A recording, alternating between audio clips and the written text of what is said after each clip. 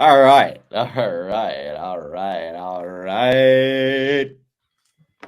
We are here and we are back. But most importantly, we're here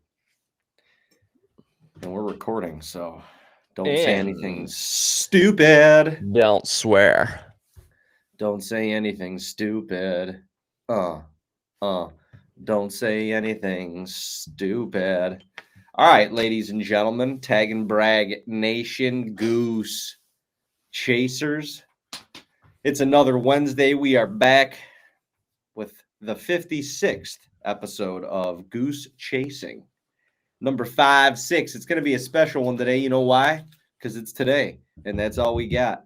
So think about that. God bless. Don't be mad about anything today. So, and smile at someone for just the benefit of you and that person. You know, why the fuck not? Because smiling's cool. I was listening to a podcast yesterday with Cam Haynes and Andrew Huberman, who's like this crazy guru scientist dude, and they were saying Cam was talking about a ultra marathon that he just ran, like 100-mile race, which is crazy. Actually, fun fact for y'all, a little history. The first marathon, the reason that marathons are 26.1 or 26.2 miles is because back in the day, in the Greek times, there was some guy who had a package and he had to deliver it to somebody else. And it was 26.1 or 2 miles away. And he ran the whole way there to deliver the letter or the package. And when he got there, he died. And that's now why they coined that a marathon. Really? Yeah. Wait, why he died? Why? Because of exhaustion, like dehydration, exhaustion, whatever. Wasn't as inclined to drink water back then and didn't know that it was a necessity, I guess. I'm not really sure, to be honest with you. But, well, it's good, useful information because I did always wonder that. Like, who picked this? Who picked that distance? Who picked this bull crap? And why? You know, the real reason is why, but that's why. Anyway. Well, I'm glad it's for a reason like this that we're honoring somebody as opposed to some dumbass, you know, like, because I can't even think of a funny reason. But that was pretty funny. But anyway, Cam Haynes and Andrew Huberman were talking, and Cam was talking about the ultra marathon that he was running. And when you're in a 100-mile race, like that's crazy to be running anyway. But when like he's like in the middle of the race and he's in like pain from running hundreds of miles, he just starts smiling. You know, he's like, I like it. And that helps him like something psychologically that helps with the pain, or it helps basically trick your body into forgetting that you even have pain. And then you just keep running. So fucking smile, man. And then, you know, you'll just keep typing away, or you'll just keep, you know, fixing the tires at Discount Tire, or you'll just fucking, you know, change the oil at Valvoline. Keep doing that, smiling, you know, changing your oil, smiling. Just whenever you're getting into a little bit of a funk, a hiccup, just smile, man. You know, some people just they can't, and it's one of the hardest things to do, but you just can't grasp the fact that happiness is in fact a choice.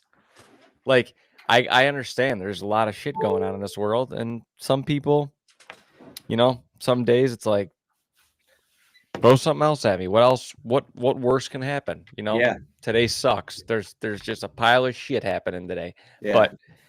But I mean, at the end of the day, it literally is like you're gonna have those days, but from a general standpoint of happiness, like most days, you're just genuine happy person. It's a practice. Yeah, no, I agree. It's Dad a told me it's that a long, long time ago, and it is and it is a choice. It's not like, oh, if I did this, I'd be happy, or if I had this, I'd be happy. All that's temporary.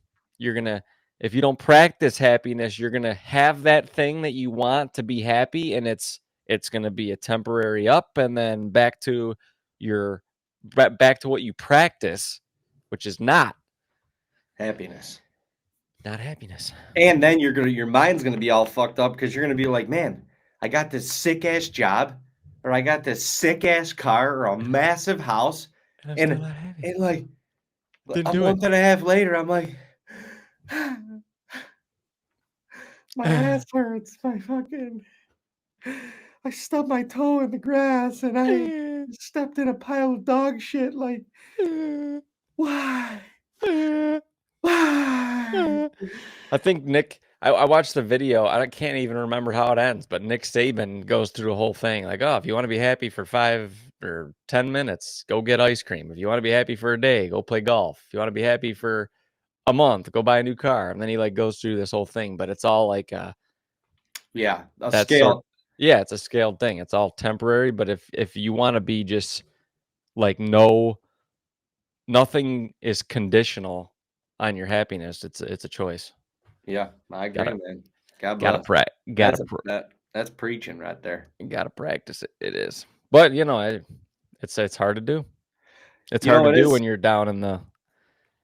Yeah, you think It's bad things are only happening to you, and you think like, yeah, you get in that funk, and you're like, I need something to make me happy.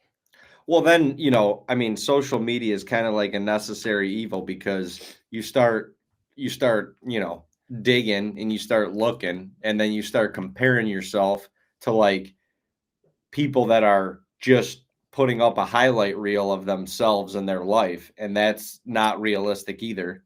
That's So, all you can do is compare. But yeah, what's getting posted is not reality. no, that's like the most, The highest of high of that person, and it's in and and it's more. accentuated. Yeah, It's exactly. More oftentimes than not, it's a fabricated version of that like, high. yeah, let's edit this even more to make it seem like it's even more Yeah, to make it higher than seem it like is. my lips are even bigger than they are. Let me do this duck face so I look hot. But then you see me for the first date in real life, and you're like, "What's this? What's this bag of ass?"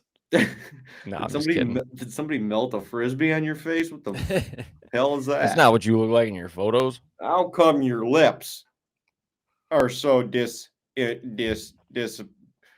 how come they look like that? It goes like, I was thinking about this actually. It's funny we're talking about this. I was thinking about this yesterday. It's funny how that works. Funny how that works. Like even there's on you mentioned social media. There's so much BS in the world on social media. Like there's just these internet bullies that feel like they got to say stupid shit Yeah. to anybody.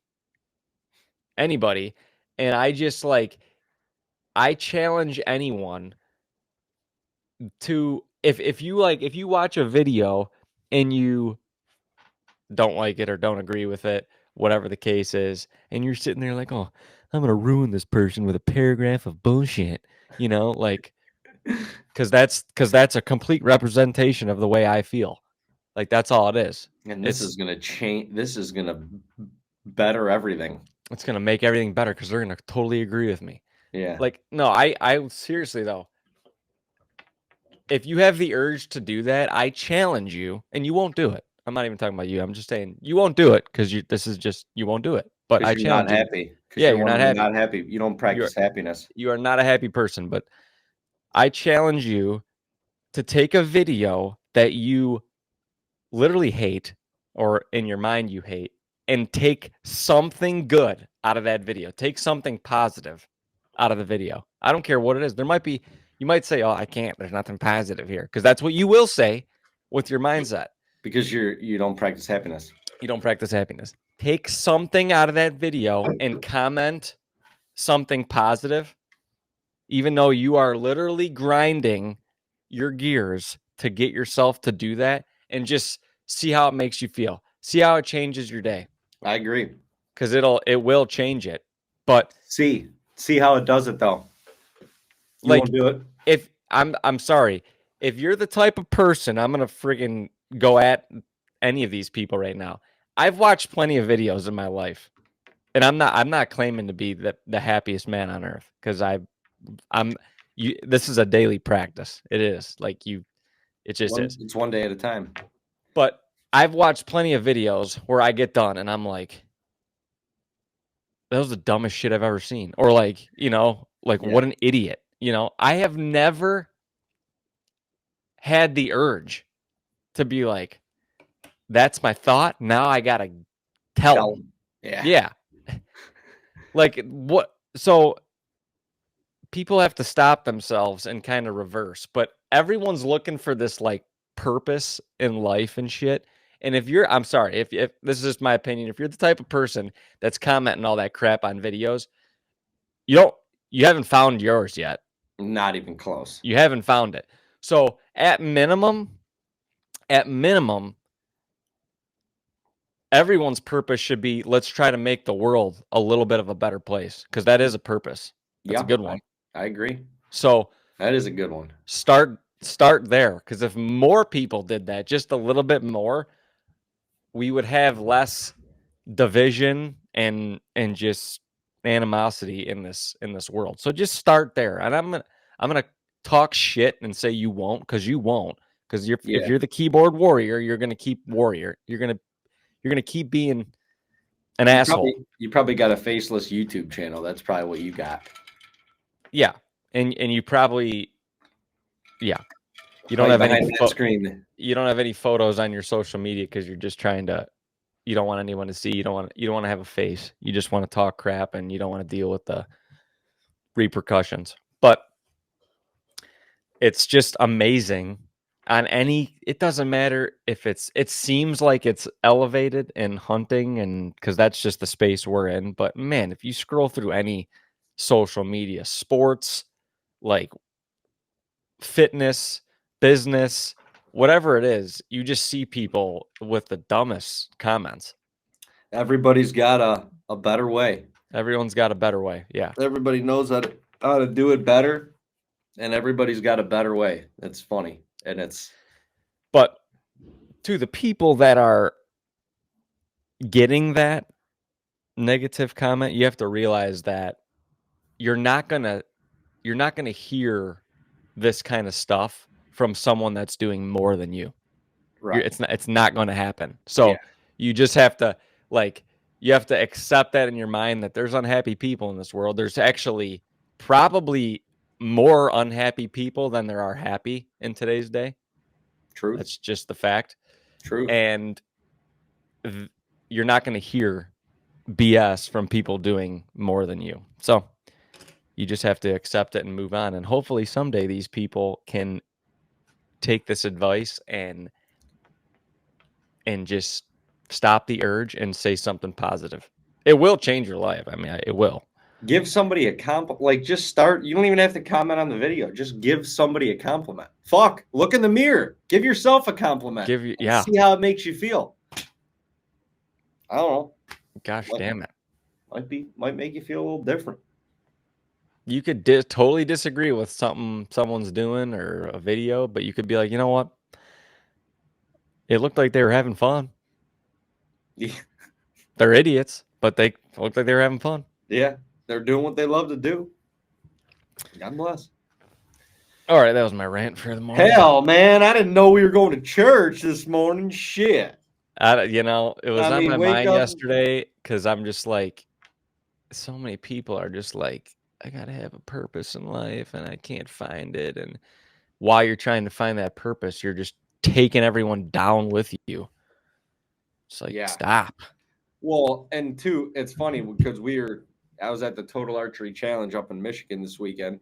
And we were talking about certain videos of ours, and I was with the REK boys, and it was cool. They were giving away broadheads, So one of the stipulations for giving away broadheads was for people to come to our YouTube channel and comment on one of our videos, just comment TAC, and they got, submitted. Well, we started talking about some of our videos, and a couple of our turkey hunts came up this year, and they were loving, the guys from REK were loving, the turkey hunting content, said, you guys killed it, whatever, this year. And I'm like, yeah, well, that might be the case, but we got friggin' shit on, and dragged through the mud in the process. And they're like, what?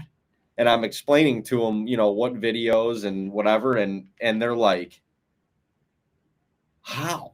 So you realize when you get in front of the people that actually like to, at least for us, when you get in front of the people that actually like to hunt and that actually enjoy this as a hobby, a heritage, a tradition, whatever, however they enjoy it and however deep they dig into it, they appreciate shit. And the people that are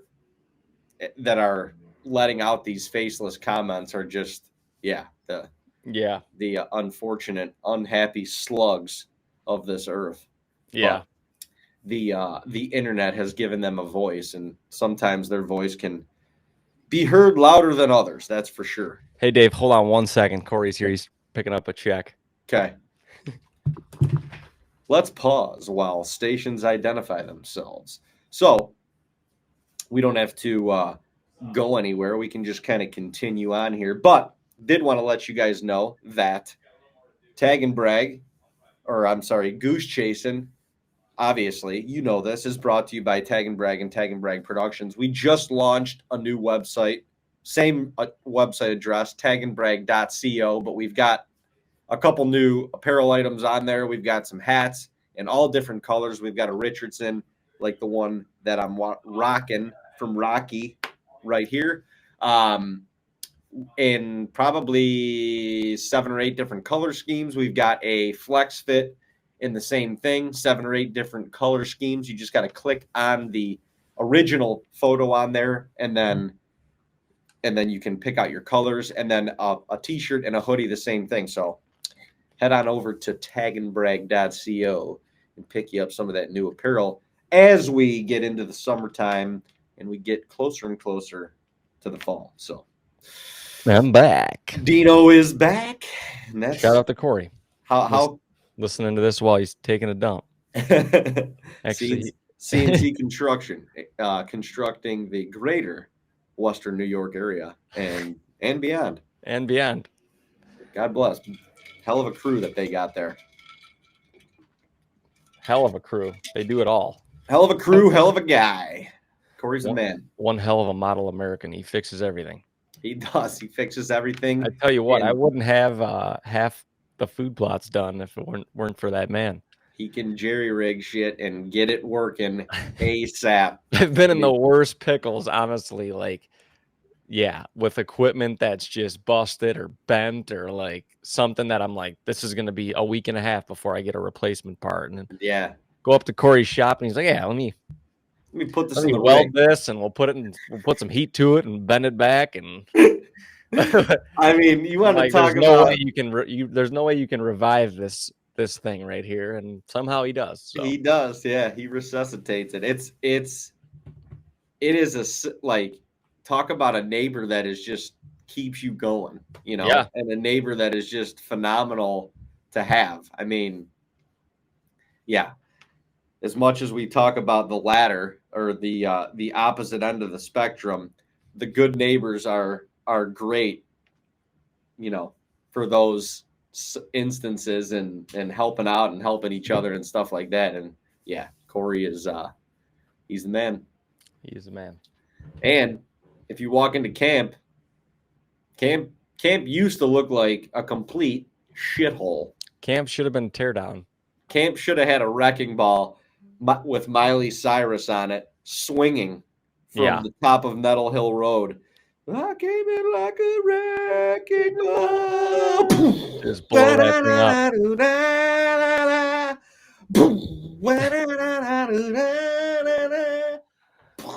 I actually would have loved to see that.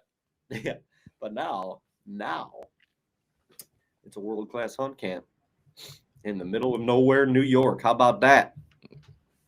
It is.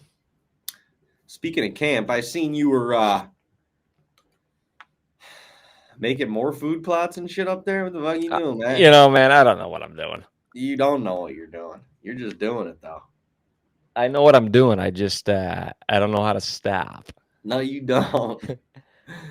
No, you don't. You had a food plot and you're like, I want more. I want more. Hey, And then you had another one and you're like, I want more. you know how they were nibbling on that last year? I want more. I want more. So what the fuck are you doing? I want more. What are you doing? Well, we just had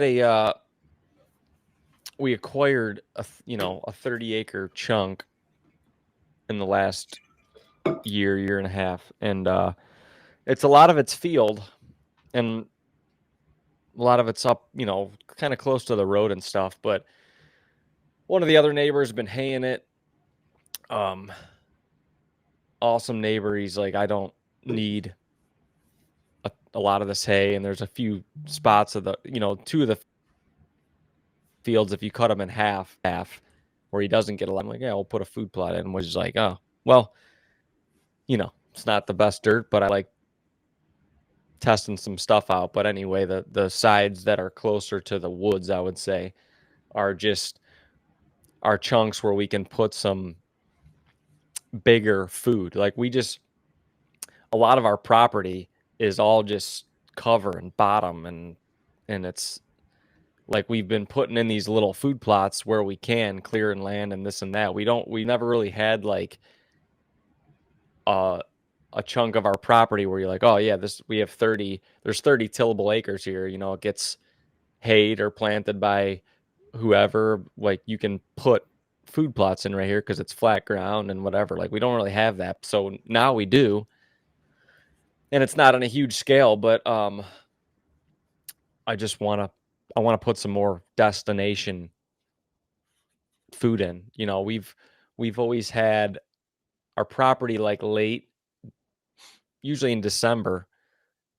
A lot of the bucks or deer, when they're done rutting, they kind of move off because we just lack once the apples and stuff go away.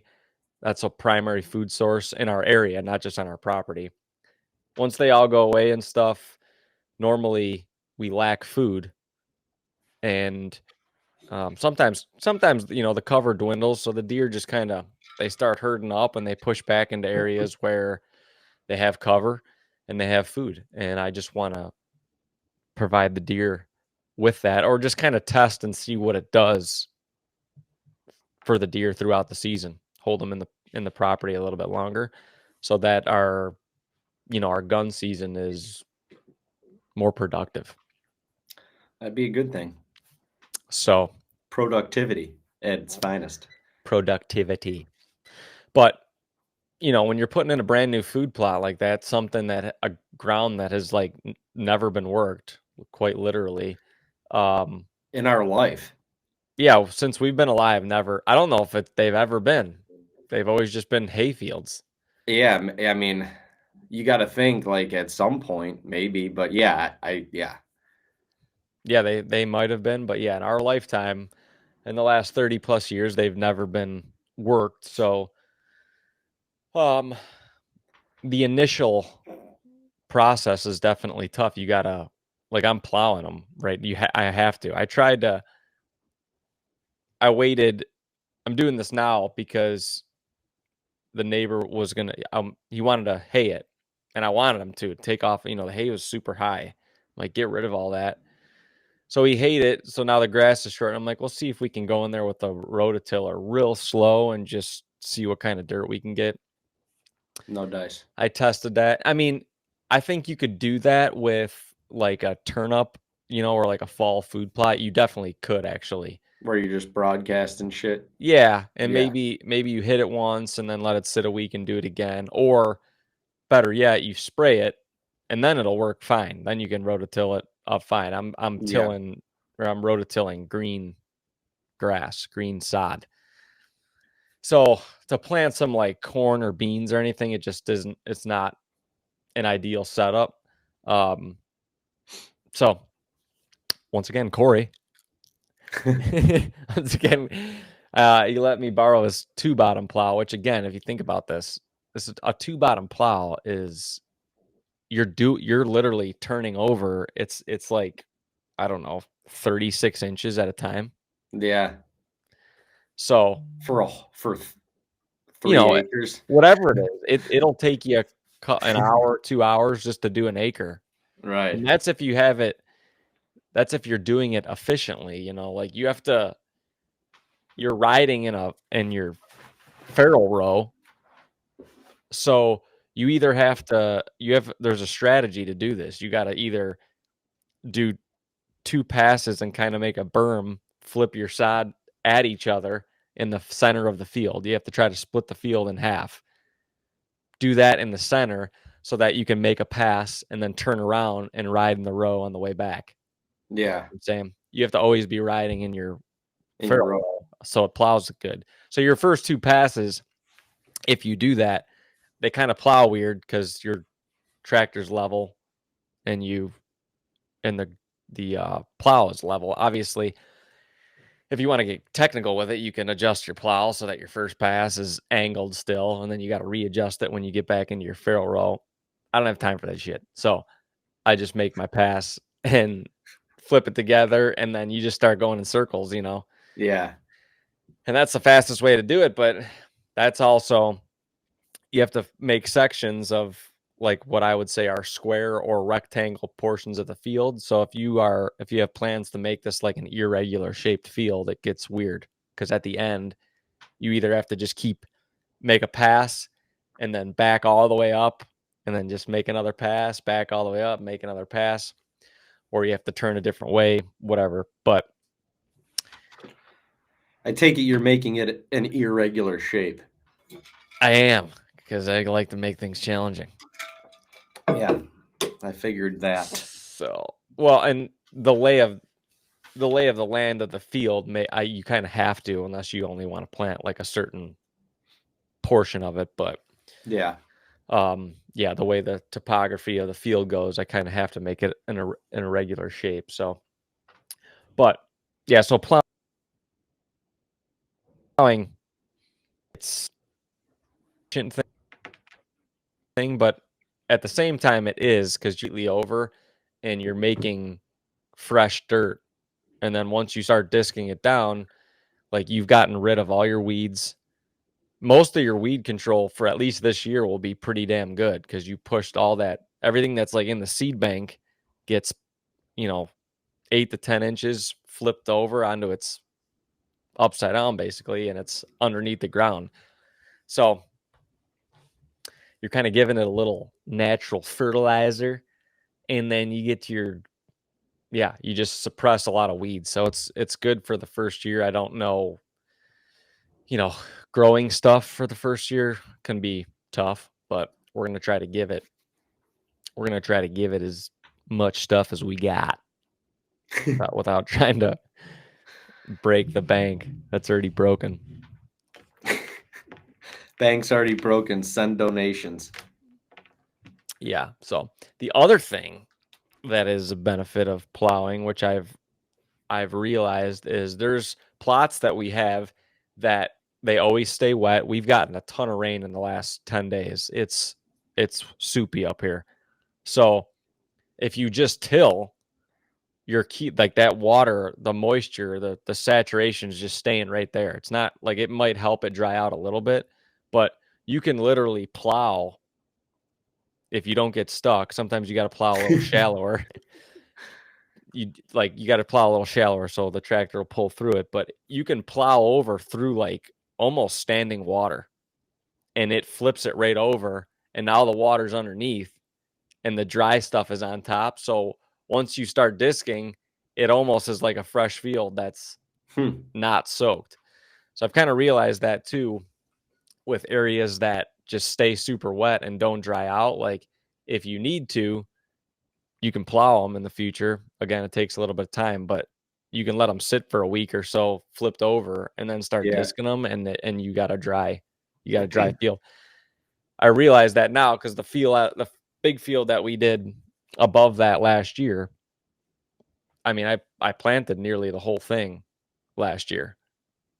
and Yeah. but that was why. Now I can only still. I thought I was going to be able to come through now and replant that last half acre.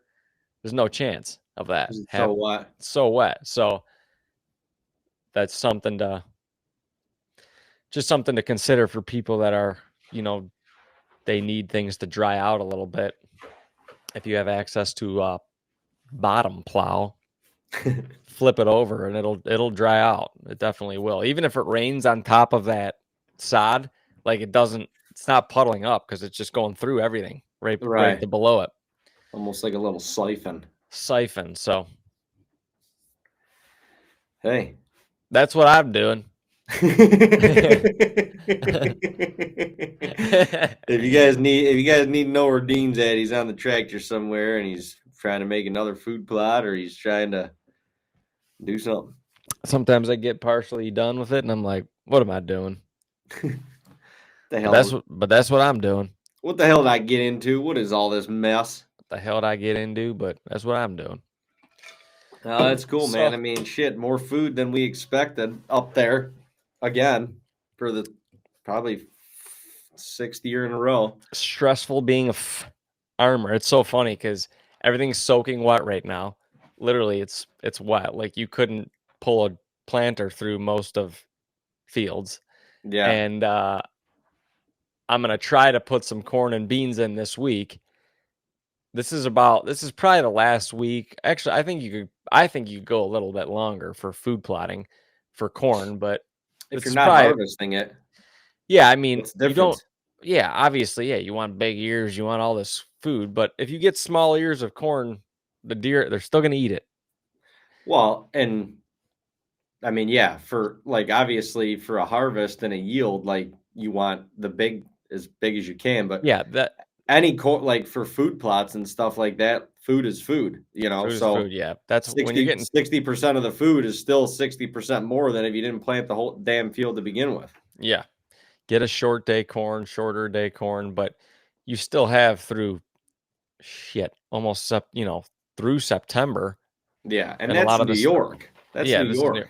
Yeah, a lot of this stuff's gonna grow through then, but yeah, I want to try to get stuff in this week. But I guess going back to what I was saying is it's super wet right now, and you look at the 2-week forecast, and there's like there's no rain anymore. Yeah.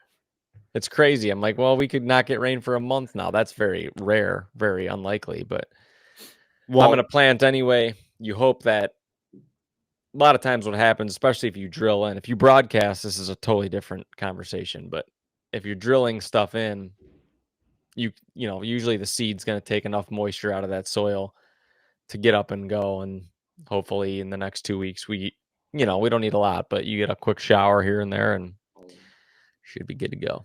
Re-wet the surface.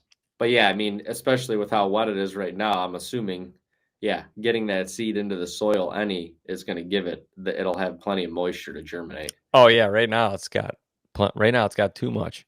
Right. I seriously, yeah, I'll have to wait a couple days to plant anyway, but no, should be good. Should be good timing. Should be good. Well, that's exciting. More plots to shoot stuff on.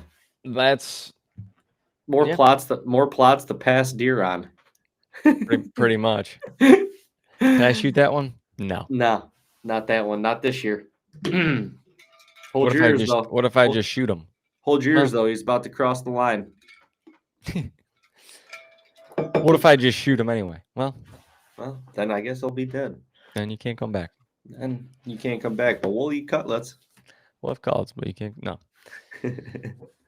So, yeah, hopefully I can take a breath after this week. But, I probably won't because I'll find more shit to do. And we were up in May for Turkey Week, and we got so much done. So much.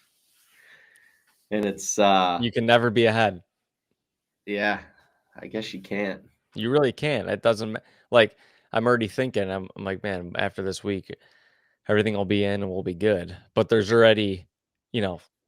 like the beans. There's already weeds coming up, and I'm like, as soon as I'm done planting, I'm gonna have to start spraying and boo. And then gotta start brush hogging clover plots, and then I gotta spray those, and then Then you got to start spraying the fall plots so that you can plant them by the end of January or July and early seriously, August. that needs to be done like right now. Oh, So I'm all for the love of the deer. already behind. But you guys are just a bunch of YouTube fucks that just kill shit for the views. Yeah. That's all you do. And you just kill shit for the views. And you bait everything. You just kill shit for the views and you're wiping out the population. Yeah. Gosh, you're decimating it, you bastards. But yeah, that's what I'm doing. Tits. So Tits. You just got back from Michigan at the TAC, the Total Archery Challenge. These events they're blowing up. Dude, they're blowing up. They're huge. It's insane. It's like a movement. How long ago? The last one that at least you and I shot was like 7 years ago, 8 years ago. I think it was the first year of Total Archery Challenge when we did it in Seven Springs. There was there was a decent crowd there, but it was nothing crazy. Yeah, no, there was a decent crowd. It was kind of still they were getting their feet wet. Remember we were waiting like 3 or 4 groups deep to shoot each target. Yeah. And the targets then were like 25, 30, 40 yards maybe, like at least the ones that we were shooting. Yeah, I think we ended up only I think we did maybe one course. There was definitely a course with longer stuff, but it was not. Yeah. And that's how it still is, but there's 6 or 7 different courses now. And I mean, I shot the prime course with the REK guys, and that probably took us 2.5 hours to get through. And Wow. and it rained for like the first half of the morning on Saturday.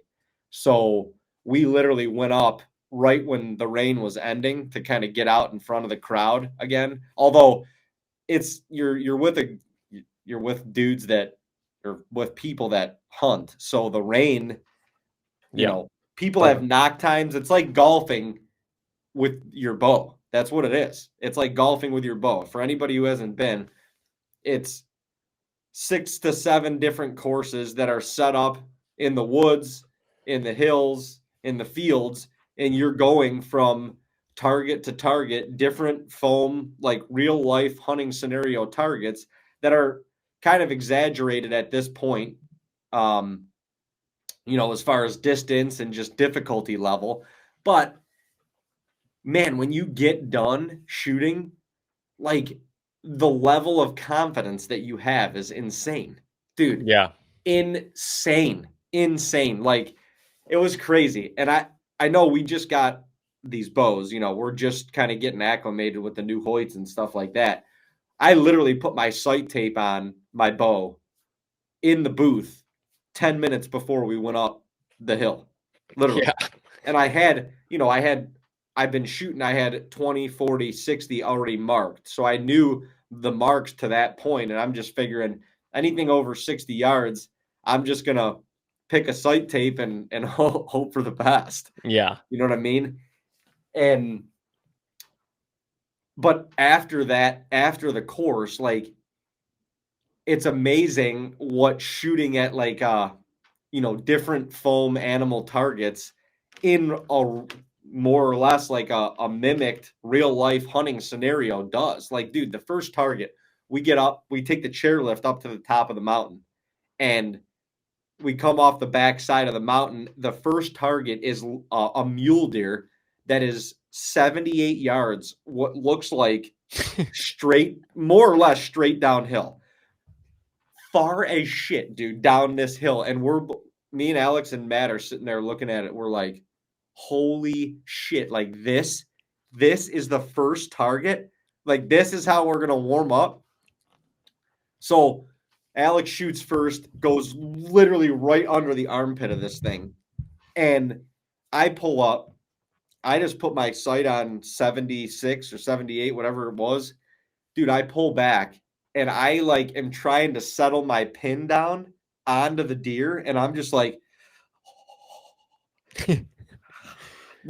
shaking. Heart was pounding as if I was shooting at the first deer that I ever shot at with a bow.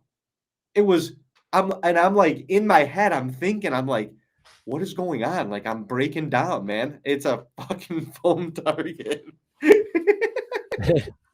This isn't real, dude. But it was so like I don't know why. It for me at least, it put me in that like that moment of truth hunting scenario where you have to get it together mentally and compose yourself and get back to like your your shooting technique and shit and make a good shot. Yeah. Well, Dude, as soon as I got my pin onto like 2 or 3 inches down this thing's back, like as soon as I saw brown, let it rip and flung one like 1.5 feet over this thing's back. oh my God. And I look back at Matt and I'm like, that was high. That was high.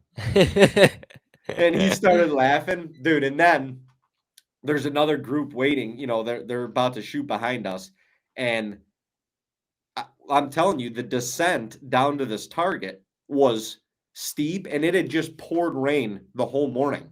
So Alex goes down first, and he was all nervous that like he wasn't going to be able to keep footing and fall. So he's just kind of going down, and the guys behind us are like, film it. Make sure Matt's filming this whole thing. They're like, film it, like make sure you're filming this thing. Well, I'm monkeying around with my release or putting something in my bag, whatever. So they get like 40 yards down the hill. Matt's following Alex down the hill. They're all fine, dude. I take 3 steps down this mountain, fucking legs, feet overhead, land right on my friggin' back in the mud and just yard sale all my shit. And the dudes behind me are dying laughing. And they're yelling down the mat. They're like, you're filming the wrong dude. You're filming the wrong dude. Dude, I'm like, why? Like this, I mean, talk about starting it off with a bang. I ripped one like 1.5 feet over this mule's deer back, and then I ate shit 3 feet down the mountain. I'm like, all right, well, good start. It can only go up from here at this point. But then, like, once you get into the swing of things, like you kind of, at least I like helped myself through that initial target panic. Yeah. And dude, I shot pretty good. Like I was very confident at the end of the round. The last target was a whitetail buck, like pretty significant uphill, 48 yards. And everything was like, we were out in the sun and everything was like tucked up under the trees, like in the shadows. I mean, and a lot of it, there's obstacles, branches, and trees that they put in the way to where you can literally only see the kill zone. Like, Yeah. you got to thread the needle and make a shot. And that's kind of how this buck was on the last target, dude. And fuck, man, right up this hill, I freaking smoked this thing. I'm like, let's go, baby. Let's go. Get me in the woods. If I had a REK Broadhead on the end of that arrow, dude, there would be a hole in that thing the size of San Antonio, Texas, and we'd be eating cutlets. I was fired up, man. I was fired up. It was awesome. Yeah, that's awesome. Those events got to be, dude, blast. They're a blast. It's good practice. Great practice. Great practice. It's all like-minded people. Everybody loves shooting. So like everybody there is just in a good mood. Yeah. You're out, like you're talking hunting, you're bullshitting. Yeah. They have the novelty range where they literally have targets set up from 20 to 100 yards. And there's got to be 30 different targets of all different shapes, sizes, animals, whatever. And you can, you all line up and you can just, arrows are just zinging up this hill, just pew, pew, pew, pew, pew, pew. Just, and then, everybody goes and gets their arrows and stuff like that. But yeah, I mean, it was a blast. The guys from REK that had me up there, yeah, just thankful for that. Thankful to be able to go up there and do it. I mean, it was a 9.5 hour drive for me, but well worth the trip. I get there, REK, awesome Michigan-based company. Everything, I learned a lot more about them and just how they do things over the weekend, and they pride themselves, which is awesome, and one of the reasons that we wanted to partner with them too. Every component within the Broadheads, anything is made in Michigan, all American made products. Dude, they um they like put the blades on, they package these things all themselves. Yeah, that's Like, crazy. it's nuts, dude. I mean, I got so much respect for these guys. Like, they're grinding and hustling to get like a quality broadhead out to people. And it was cool. The people that were coming to the booth, that Rex, whatever, they literally launched in 2020 during COVID. Literally started their business, and then COVID happened, and they made it through that, and they're making their way, up the ladder now in the hunting world. But it was so cool to hear the different people come and kind of relay testimonials of the product, and how it worked for them, and the success stories that they've had, and so it was awesome. But Michigan-based company, obviously, we both went to Ohio State, so I get there, literally pull in, I'm going to the booth. I was not there 3 minutes, and Ryan, who is a part of the REK crew, good buddy of Matt and Alex's, and he comes and helps out. We met him at ATA the last couple of years, whatever. Dude's a ball buster beyond belief. He comes out with this University of Michigan national championship shirt and gives it to me. Like, literally 3 minutes after being there, like some sort of initiation bullshit. And I'm like, you got to be shitting me, man. Like, are you kidding me? And everybody, our whole aisle is laughing, because everybody there is obviously from Michigan, Yeah, and they obviously must have had people queued up and stuff like that. Then I got Joe Coy comes over from the Fourth Arrow, or they were there with Slayer Blinds. Once again, another Michigan-based company. He comes over like an hour later singing the Michigan fight song. And I'm just like, people are just hammering me, dude, with this Michigan shit. And I'm like, this is unbelievable. But it was fun. I mean, it was they got to have their time of glory because it's I told them. few and far between, and it's about to be. Well, I think it's done. So I told them. I said, hey, boys, just enjoy this. Soak it in. And soak it in. Enjoy it while you got it, because it's about to be gone. Harbaugh and the whole crew left town, and you guys are going back to the bottom of the barrel. I hate to say it. Hate to say it. Very possible. So then after Saturday, we hung out for a little while later at the show. We go back to the Airbnb, we grill some burgers, and then we're all kind of like, I don't know, what do we do now? Couple of their buddies were coming over to have a fire, and we strike up this idea to go play basketball. And we don't have a basketball, we don't have a court. Well, we called Dollar General down the street. They got a basketball. Perfect. So we got that. And then we come out of the Airbnb, and like across the main road, there's a school. And like just behind the little roof line of the school, you could just make out like a part of a backboard. And we're like, the field of glory right there. So, dude, we go over there. There's 3 hoops. Only one of them has a net.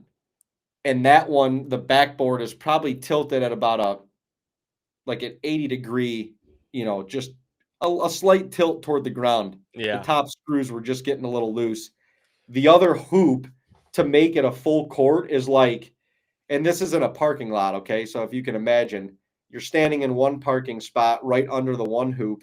You got to go about 3 parking spots to the right if you're looking across the court to get to the other hoop. So it's a very diagonal full court. Like there's no boundary lines in this court at all. Well, we break out into literally a 5-on-5 full court basketball game as the sun is going down all of us in either cowboy boots, anything that you were wearing to the show and to shoot that day.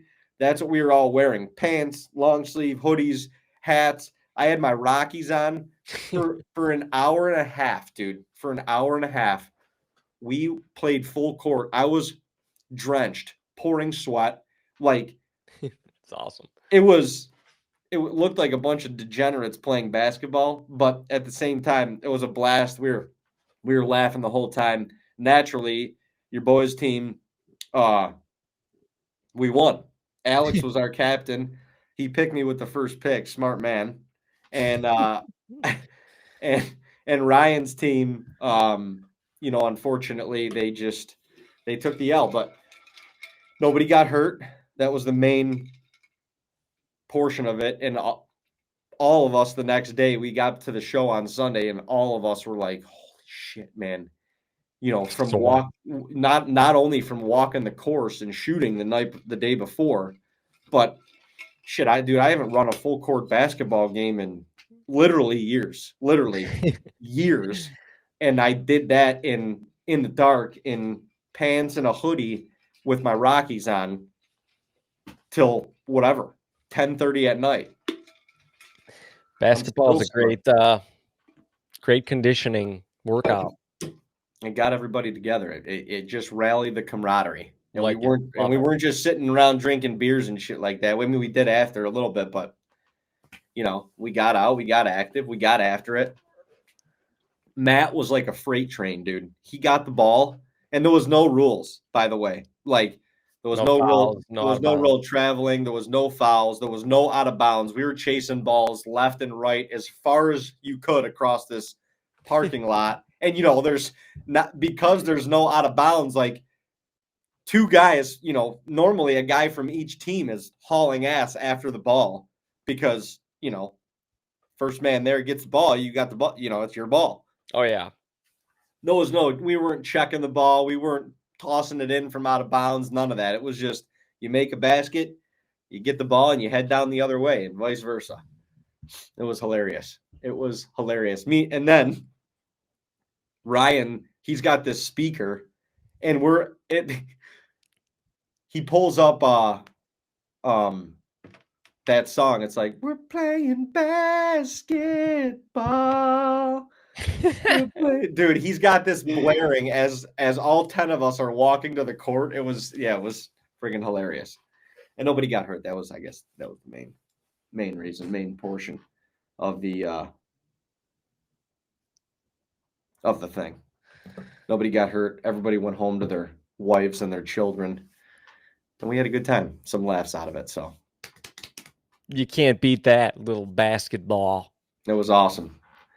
Little arrow shooting, little basketball. It was awesome. Matt plays basketball like he shed hunts. Exactly. Matt plays basketball exactly how he shed hunts. It kind of tells me that he does everything that way. There's one speed, it's on, and it is going. Be efficient, cover ground, and find shit. I don't stop and soak things in. I just go. I want to see cover different ground. Parts of the earth.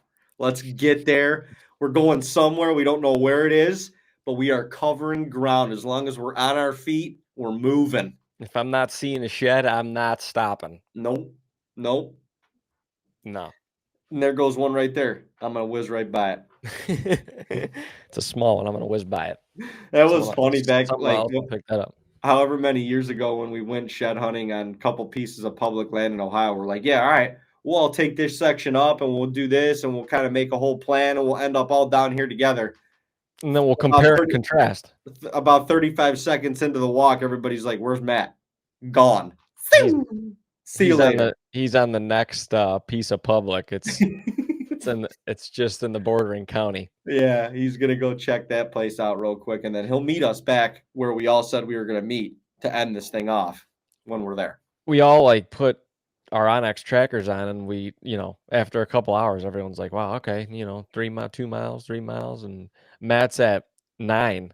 Yeah, it's like, dude, how did you even get? Did you Were you on a scooter or did you get back in your truck? Do a couple laps. Yeah, that dude, his legs work at a different pace than most of ours. I'll tell you that much. Mowgli.